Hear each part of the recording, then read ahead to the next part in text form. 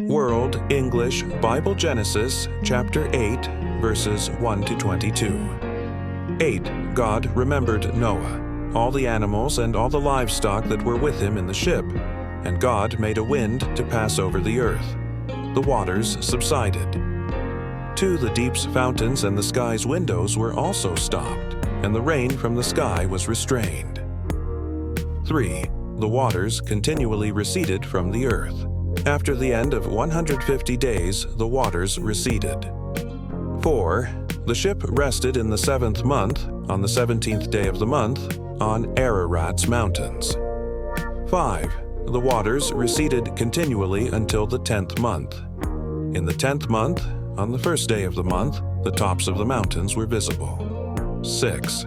At the end of 40 days, Noah opened the window of the ship which he had made. 7. And he sent out a raven. It went back and forth until the waters were dried up from the earth. 8. He himself sent out a dove to see if the waters were abated from the surface of the ground. 9. But the dove found no place to rest her foot, and she returned into the ship to him, for the waters were on the surface of the whole earth. He put out his hand and took her and brought her to him into the ship. 10. He waited yet another 7 days, and again he sent the dove out of the ship. 11. The dove came back to him at evening, and behold, in her mouth was a freshly plucked olive leaf. So Noah knew that the waters were abated from the earth. 12. He waited yet another 7 days, and sent out the dove, and she didn't return to him any more. 13.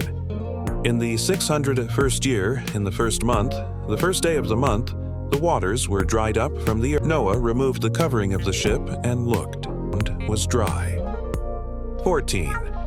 In the 2nd month, on the 27th day of the month, the earth was dry. 15. God spoke to Noah, saying, 16. Go out of the ship, you, your wife, your sons, and your sons' wives with you. 17. Bring out with you every living thing that is with you of all flesh, including birds, livestock, and every creeping thing that creeps on the earth, that they may breed abundantly in the earth and be fruitful and multiply on the earth. 18. Noah went out, with his sons, his wife, and his sons' wives with him. 19. Every animal, every creeping thing, and every bird, whatever moves on the earth after their families, went out of the ship. 20.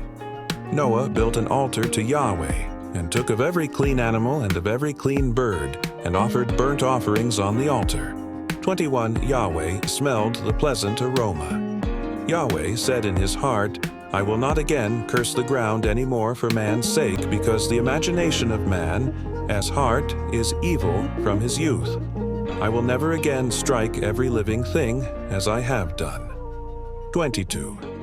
While the earth remains, seed time and harvest, and cold and heat, and summer and winter, and day and night will not cease. And after 7 days, God came to a halt.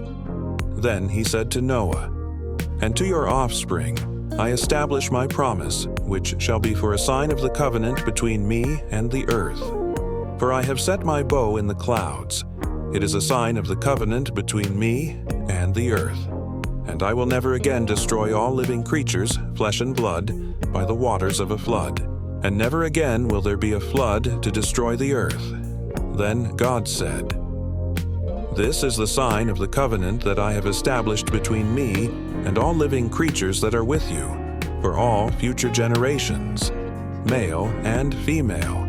This is a sign of the covenant between God and all living creatures that are with you, for all future generations. And God blessed the dry land, and God said, Be fruitful and multiply. Fill the earth and subdue it.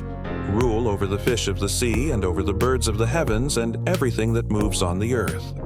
Then Noah, his sons, Shem, Ham, and Japheth, and all the sons of Noah went out from the ark.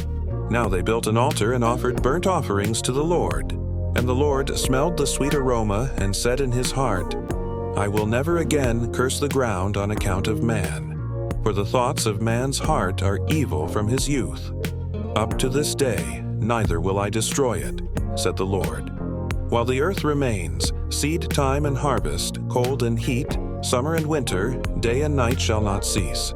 Then Abram took some of the fruit of the ground and gave it to the Most High, the Creator of heaven and earth. And he dwelt in the land of Shinar, and there he built a city and called it Babel, because there the confusion of tongues began, and the whole earth was divided into 3 parts.